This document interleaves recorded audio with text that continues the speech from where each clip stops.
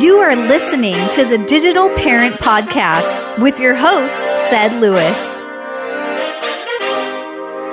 Hey guys, welcome to another episode of the Digital Parent Podcast. On this episode, we really want to tackle the subject of teen health because most of our teenagers, they always go to drgoogle.com to find most health information that may be impacting them or their family. And the problem with that is a lot of health-related sites, which is terrible, straight-up garbage, and they have a lot of misinformation for teens. So in this show, I wanted to have my good friend, Dr. Laura Offutt, who's one of the biggest health advocates in the world for teenagers, to come on the show. She's also the founder of Real Talk with Dr. Offutt, which is her own website that provides a lot of information to teens when it comes to different health-related issues.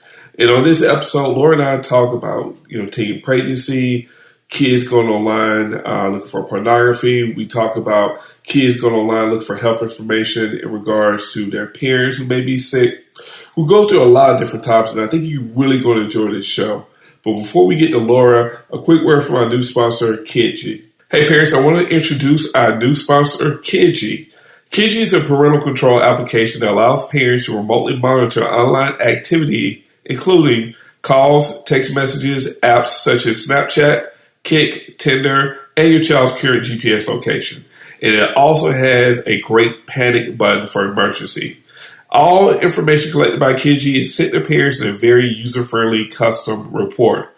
Kidji is a one-of-a-kind family assistant that allows parents to save time when dealing with kids' smartphone usage. The app manages kids' online activities so parents don't need to spend any time surfing their kids' browsers or monitoring social media usage. So please go to Kidji.com, that's KIDGY.com, to get more information on this great app. Hey, Laura, we welcome you to the Digital Parent Podcast. We're so happy to have you on our show today. Thanks so much for having me. Now, Laura, you have been a doctor for a long time with your own practice, and we want to have you on the show to kind of talk about teen health and how teenagers are now going onto the internet looking for different ways to solve their own health problems. And we know that you created your own website called Real Talk with Dr. Offutt.com. Can you kind of explain how you transitioned to the website and how you've taken on this mantra of helping teens and helping them find information on the internet in regards to their health? Sure. I would really love to talk about it. This has been a passion of mine actually for about the last 4 years. And, it took me a while to really put words around what it was I was actually trying to do. And I think there's been a lot of discussion recently about health literacy and digital literacy, and in particular, digital health literacy. So many people are going online looking for health information, and the internet is a tremendous resource, but it's kind of like opening up a fire hose that when you're looking for information, there's so much information, you really need tools, how to tease through it to make sure that you're getting accurate and unbiased information.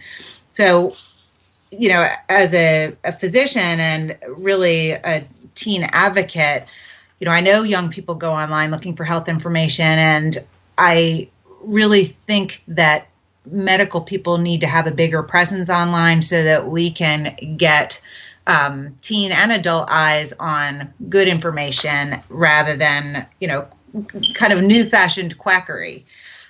So about 4 years ago, I was in between some consulting projects, and I decided that I kind of wanted to start a blog just to put some medical information into English and get away from some of the medical speak. And I was trying to figure out what I wanted to do. And I thought, really addressing teens would be really helpful. And at the time, I had one child that was entering high school, one that was entering middle school. So I had, heard a lot of their conversations with their friends. And I asked them a lot, like what types of health issues are people talking about in school and where do people go to get health information, and armed with all of that, I started to put together Real Talk with Dr. Offutt. And, a big goal of Real Talk with Dr. Offutt was to try to tap into the potential of social media actually to reach teens with health information. And the social media platform is really supported by a website. It's called Real Talk with Dr. Offutt. And the premise of the website is that there are a number of different topic blogs, substance abuse, drugs and alcohol, mental health, general well-being, really the gamut of holistic health for teens. And either I would write a post based on something that's topical in the news, or an issue that I had heard about, or most importantly, young people can submit anonymous questions onto the website, and I'll answer that in a blog post.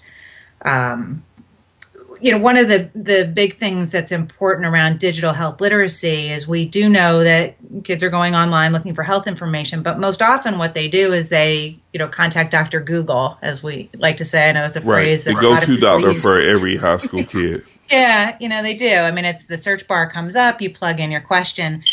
And usually kids will take one of the first few links that come up. And, I've worked in industry as well, and I know that there's a lot of different ways you can get your link to come up to the top, and some of it is search engine optimization, but there's also a way to purchase URLs that will link back to your website. And so businesses and organizations can be very savvy about how to get their URL up to the top. Often that's for good use. It's not always for good use, and so it's important to teach kids skills about how to assess where they finally land online looking for health information. You know what, Laura, I want to go into that a little bit more detail, because I think it's really important for parents to understand is that there is a lot of effort by different companies in SEO optimization, which basically means is that, companies are doing tricks on their websites. Not necessarily like bad things, but things in order for their pages to land at that number one position on the front page of Google. So it may not be necessarily some of the best information that's out there that your kids may be accessing. It just could be a company that's hired or paid thousands of dollars for someone to write multiple, bogus blog posts in order for their website to get to the top of the search rankings. Yeah, that's absolutely right. And that can be for private industry. It can be for nonprofit organizations, or it can be for political organizations. Sometimes you can see, if you're looking for vaccine information, a lot of what comes up in terms of the search results can be, non-medical information that's trying to push a vaccine political agenda. So, there's a lot of need for education in this area, how to be critical about what you come across online. Yeah, I think you're right, because we know that, kids especially go on to Google to try to find, information left or right about different things that may be going on with them due to shame, embarrassment, privacy. Privacy is really big with young folks. They don't want their friends and their parents to know what may be going on with them health-wise. Right, exactly. And, going on Google is not necessarily a bad thing, but one of the, simple tips that adults and youth alike should use is that if you come up with some information online, try to look the same thing up on a couple different links or a couple different websites and see if that information is kind of verified. If you see the same information in multiple places, it suggests that there may be some degree of accuracy there. I mean, a better tool is really to go to a website that is reputable, and then do your searching there. And most people, and in particular most young people, don't do that. So that's something that I really work with young people to help them understand. Like, I would love if they came, to my resource, because Sure. I stand behind it. But it's not really about coming to my resource. It's coming to either a National Library of Medicine resource, or there's a whole host of medical organizations and health systems that have great resources for young people. But to start there with their search, because then that group or organization or collection of experts may have links off of their website, but they have kind of vetted the content there. So you have an expert or a qualified individual that is running their eyes across it to make sure that it is a useful piece of information. So one question I would have in regards to kids looking up information, I think one of the drivers to them looking up information is, their fear of privacy breach. And I know there's different laws in different states, but in general, if a kid has a medical issue or concern, if they call their local pediatrician, their local medical doctor, what are some of the privacy rights that they have? If they call, are their parents going to automatically be informed, or if they're a certain age, say like 16, 17, all their health information is private?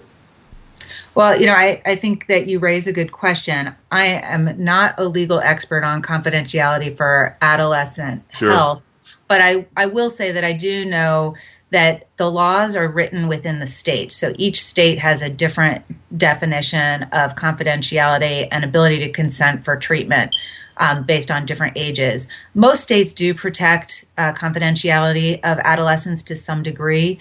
I can't think offhand where I would point your listeners to be able to investigate that, but I would just say you can explore the state laws with regards to that. Most health systems and organizations that care for kids and teens probably have information about confidentiality on their websites, just in terms of what happens in the patient practice. That said, there's the other piece of, for those young people that get access their health care because they're insured under their parents, and I know that that's not all kids, the EOB form comes back and that's going to show the services offered. So that's just something to be aware. What does EOB stand for? It's the explanation of benefits form. So when you go and you access healthcare through your traditional insurance plan, usually you get something in the mail that'll say, this was the date of the visit, these are some of the services that were provided and what is billed. So even if a practice within a state has a confidentiality,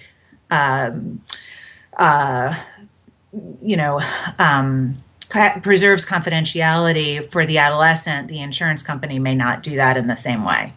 Got it. Now, one of the things I'm really curious about, Laura, is, from your research with your website, Real Talk with Dr. Offutt.com, is that we know that the media portrays most teens are going online looking for sexual health information. Are you seeing that being like the top topic for teens, or are you seeing them research other issues, or are you seeing them coming on your site asking you questions about other health issues that are impacting them? There's a number of groups that really try to understand what types of health information teens are looking for online, and also just where in general teens are trying to get health information separate from the internet. Actually, sexual health questions are one of the lesser search topics that teens go online, in large part because they know, you plug in the search wrong, you're accessing a bunch of stuff that you can't unsee. So for sensitive health topics, teens still most often go to parents or trusted adults in their lives, which is great news, for all of us. But that said, there are caveats around that. As teens get older, they are more comfortable with going online looking for sexual health information.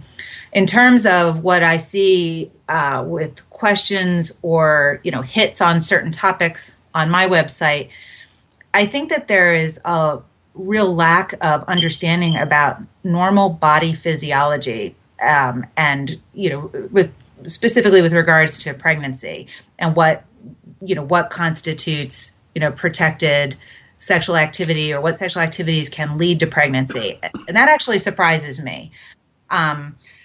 But as a health topic as a whole, I would say that sexual health topics are not the driver for the online searching for information. I do want to do a sidebar about pornography, though, sure, because this is one thing that probably surprises a lot of adults, is that since, sexual health education is so variable, across the country and throughout the world, one of the topics that rarely gets addressed is just normal sexual development, what is sex, the most basic level. And so in the absence of being given comprehensive information, kids will go online and find their way looking at pornography to try and understand, how does sex happen?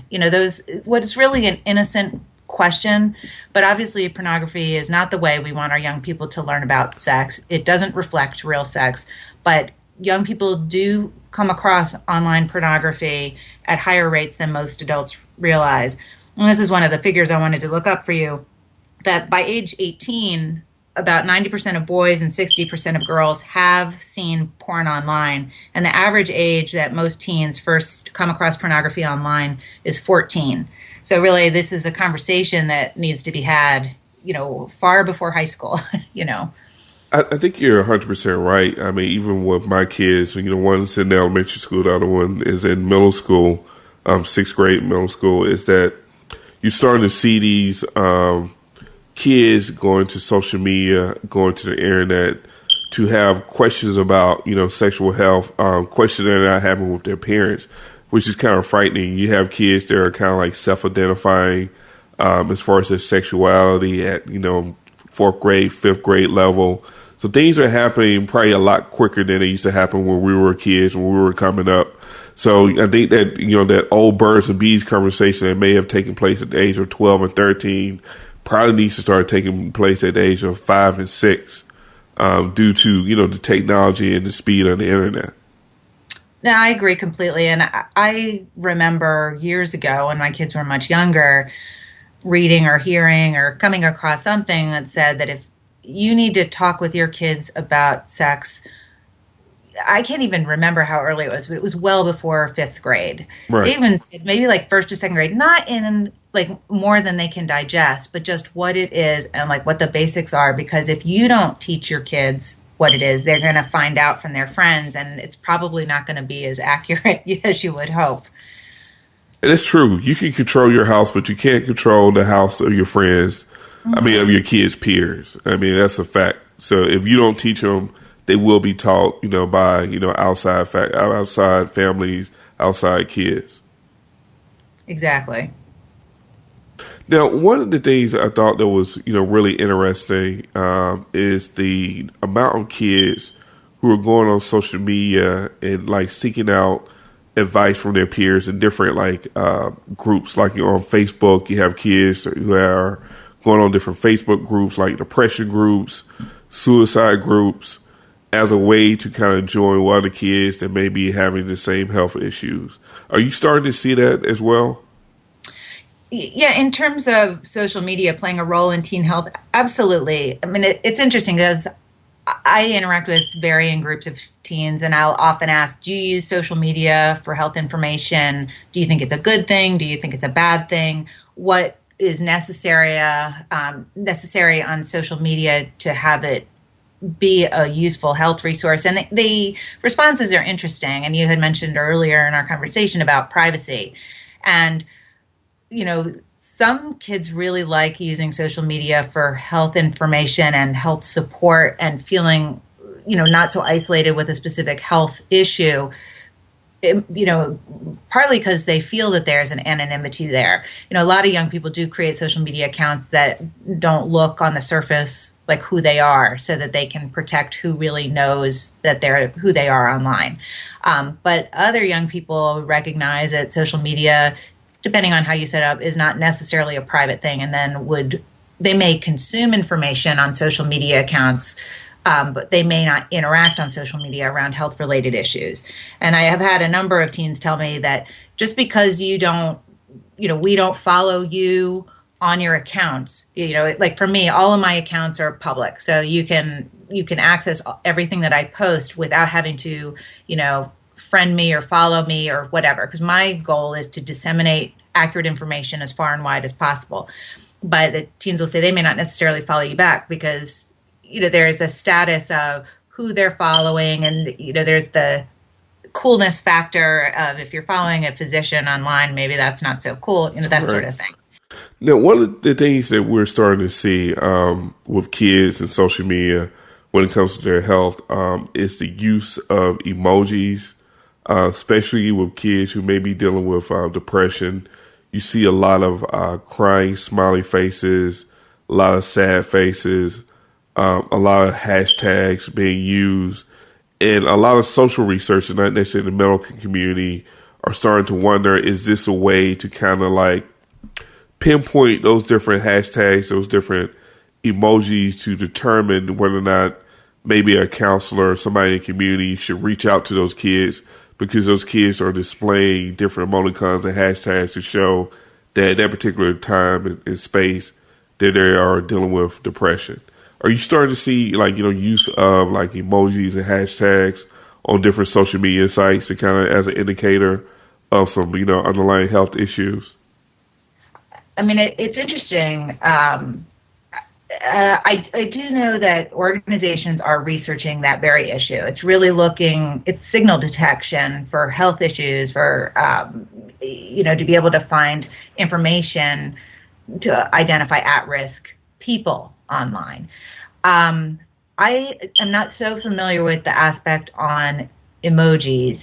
Hashtags seem to go in and out of favor with young people. And at the beginning, they were very popular, with young people, and then they got away from it. And now, apparently, there's broader appeal with hashtags.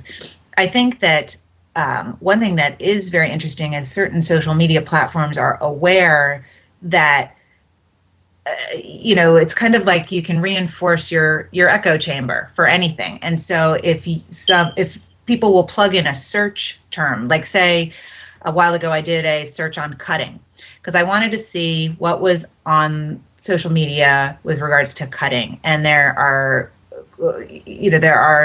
certain online communities that try to promote self-harm, which obviously is not a good thing. One of the really positive things I saw is, depending on the social media account, if you plugged in cutting into the search bar, it would have a pop-up message saying, "Do you need help?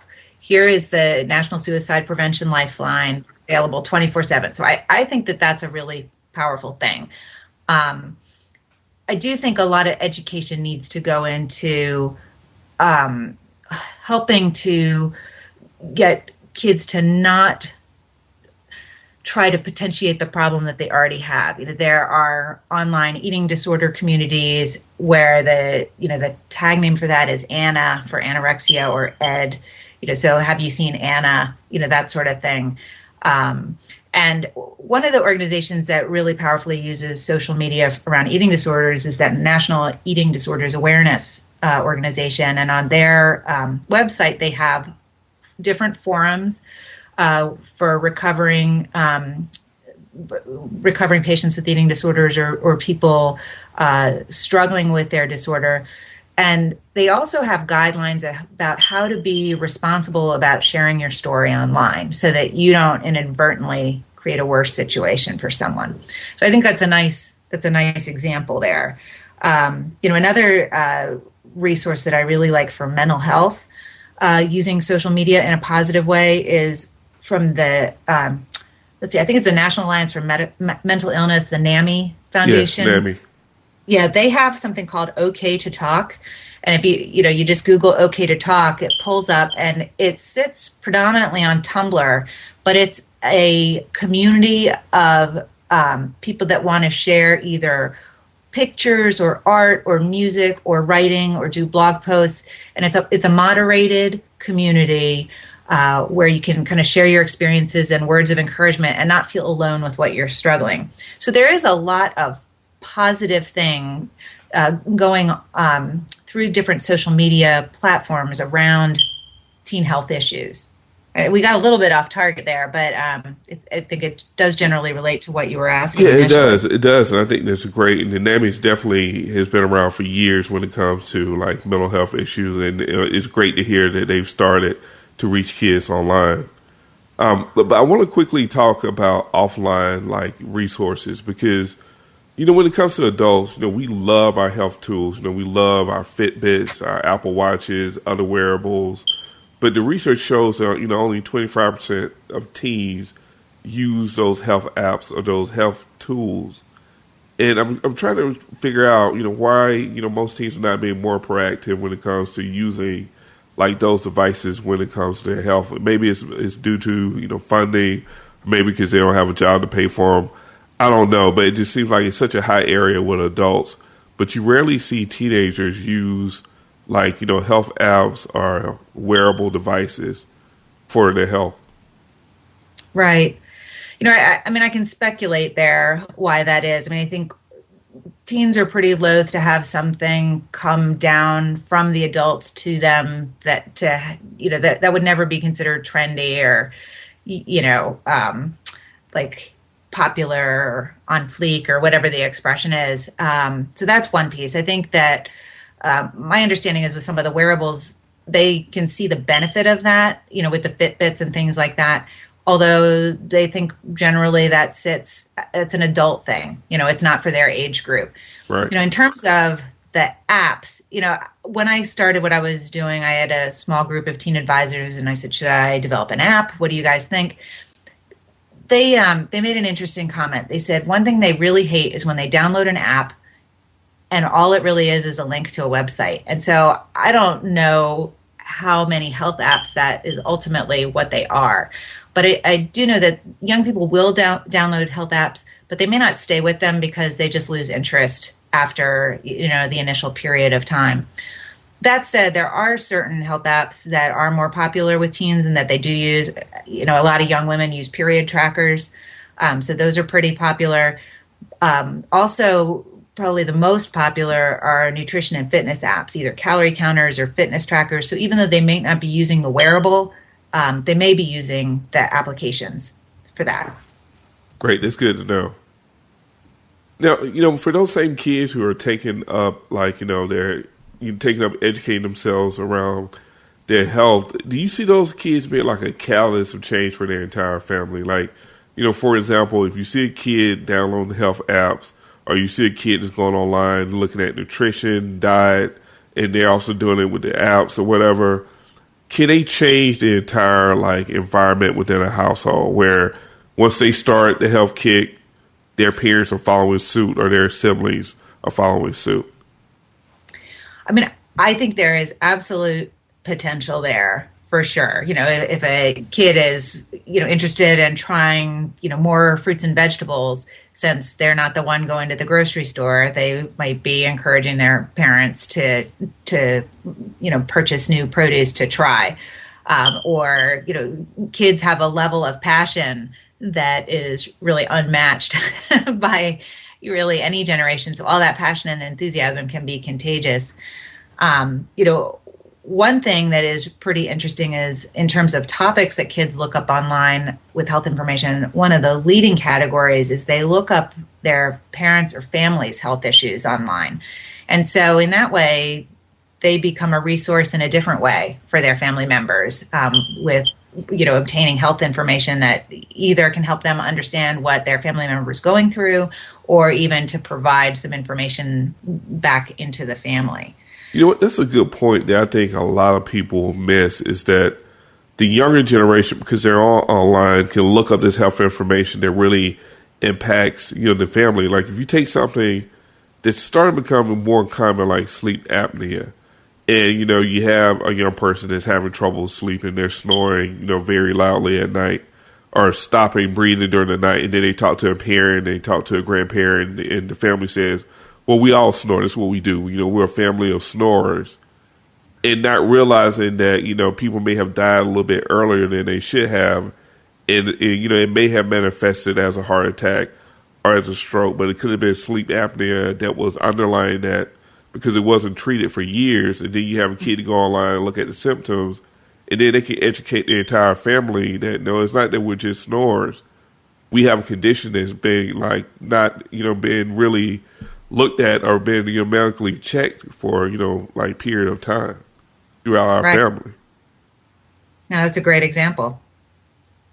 And I'm pretty sure there's probably other examples out there like that where a kid can be dealing with something and realize it's not just them, it could be the entire family. I know we see that with kids who are bipolar as well. They may manifest as having issues at school as far as disruption or fights. And then they realize not only they are bipolar, but they may have an uncle, cousin. It may be something that goes throughout the family tree. Right. So, Lori, are there any other resources that are out there for teens online that they can look to or look for information and advice? I know we went over a couple big ones in the during the show earlier. Yeah, I mean, there are. The ones that come to mind most immediately is the DuPont Nemours Health System, which is in Delaware. They have a kidshealth.org, and then they have a piece of that is teenhealth.org. So that information is high quality. You can see who the author is. It's usually a physician that has updated the information, and you can also see when that information was last updated. I think that the content is excellent. Some older teens may not find it as appealing because just visually it seems to appeal to the younger teens, but the content is excellent. The Columbia University, their student health arm, I went to Columbia for undergrad, they have something called Go Ask Alice, and it's a similar sort of format that there is a question and answer format. But there is a whole host of information on there, and that may be more appealing to older teens. One of the things that teens have told me, and I have read too, and just doing background research for what I do, is what are teens looking for in an online resource? What is appealing to them, and what are they looking for? And I think that since they are digital natives, they've grown up with these resources, they in many ways are more skeptical and critical than adults are, because we're kind of scrambling to catch up. But they want to know who is behind it. They want to know what is the person's qualification? What are they trying to do? Like, they have a sense that they want to know that. They haven't really been educated evenly in a way to how to assess that, like how to go on a website and to figure out who's paying for it, what's the goal of the website, what's the mission, what are the qualifications of the person behind it. But they do like the idea of an identifiable person. So that's really why I'm doing what I'm doing in the way I am. You can look at, my social media or my website. You can see where I went to school, what my background is, what my qualifications are, and then you can decide whether or not you think it's worth staying for the information. The other thing that they really like in terms of online health information is some interactive component. They don't want to be just the recipients of information. They want there to be some interactive component. And that's why I think there's such power in the social media aspect or interactive websites. I think that the social media piece is, it's a work in progress, because for many physicians in traditional full-time practice, there's liability issues there. So the medical community is trying to sort out the best way to provide, a service, education service. We're having a thunderstorm here right now. I don't know if you're picking up on that. But yeah, it's all good. So I guess one last question, so you don't get hit by the thunderstorm. Yeah. Because you just brought up something that just triggered something. Is there reluctancy on the medical community's part to reach out to these young people because of liability, because of HIPAA laws, things of that nature? I don't think that there's a reluctance of the medical community to reach out to young people. I do think that physicians and many in medical practice are late adopters with some of the digital tools. And it's not because they don't want to. It's really just a time constraint between, the patient care, but then also a lot of the administrative burdens and documentation and regulatory reporting requirements. It just consumes the day. So, I envision a health system where there's almost like a person in a practice or in a health system whose role is to be, a medical person with medical background that manages the digital health piece, because you can't see patients full time and have, a robust health education, social media, online presence. It's just not possible. There's not enough hours in the day. Right. But I think that there could be a role, for a partnership there. Right. So one last time, Laura, give out your website and any social media where, parents and teens can reach out to you if they have these health questions.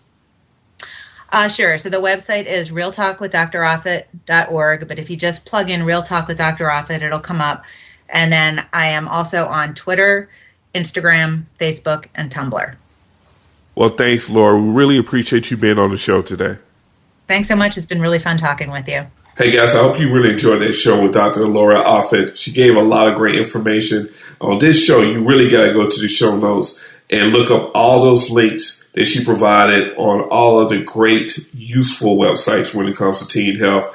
And make sure you check out her website as well, which is www.realtalkwithdroffutt.com. She has all sorts of links and great information as well. And make sure you go to iTunes and rate the Digital Parent Podcast and let us know what you thought about this episode with Dr. Laura. Until the next time.